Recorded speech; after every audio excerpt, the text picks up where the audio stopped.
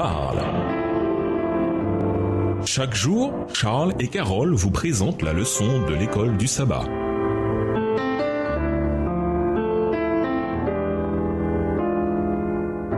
Bienvenue dans votre émission Dieu nous parle. Nous voilà au vendredi 11 novembre pour aller plus loin. Comme nous l'avons dit plus tôt dans ce trimestre, il est important d'essayer de nous mettre à la place des personnages dans l'histoire car nous pouvons ainsi essayer de comprendre leurs mobiles et leurs actions. Ils ne voyaient pas le conflit qui fait rage en coulisses. Si nous avions été à leur place, nous aurions peut-être commis la même erreur qu'Éliphaz, Bildad et Tsophar au sujet de la souffrance de Job.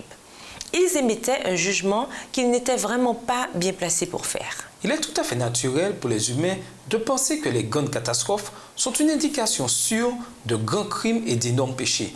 Mais les hommes commettent souvent une erreur en mesurant ainsi le caractère. Nous ne vivons pas au temps du jugement. Le bien et le mal sont entremêlés et les catastrophes fondent sur tous. Parfois, les hommes dépassent les limites de la protection de Dieu et alors Satan exerce son pouvoir sur eux et Dieu ne s'interpose pas. Job était cruellement affligé et ses amis ont cherché à lui faire reconnaître que sa souffrance était le résultat du péché et à le faire se sentir condamné. Il présentait son cas comme celui d'un grand pécheur, mais le Seigneur les a réprimandés pour avoir jugé son fidèle serviteur. Nous devons être prudents dans la manière dont nous gérons toute la question de la souffrance. Bien sûr, dans certains cas, il semble facile de comprendre. Quelqu'un fume des cigarettes et contracte un cancer du poumon. Difficile de faire plus simple. Très bien. Mais qu'en est-il de ceux qui fument toute leur vie et qui n'ont jamais le cancer?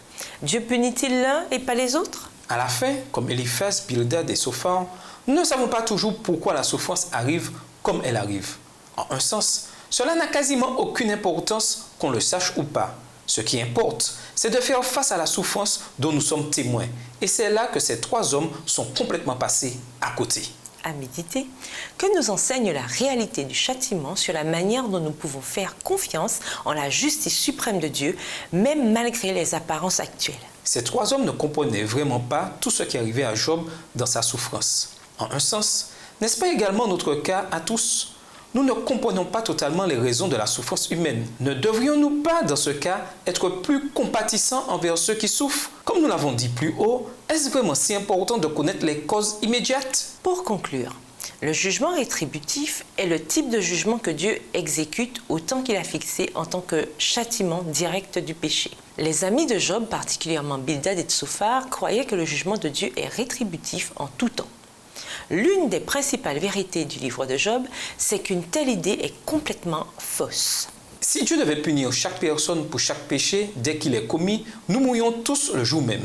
Si nous sommes encore en vie, c'est parce que Dieu nous fait miséricorde jusqu'au temps fixé pour l'exécution du jugement. Parce qu'il est amour, nous pouvons lui laisser entièrement ce travail. À vrai dire, nous le devons.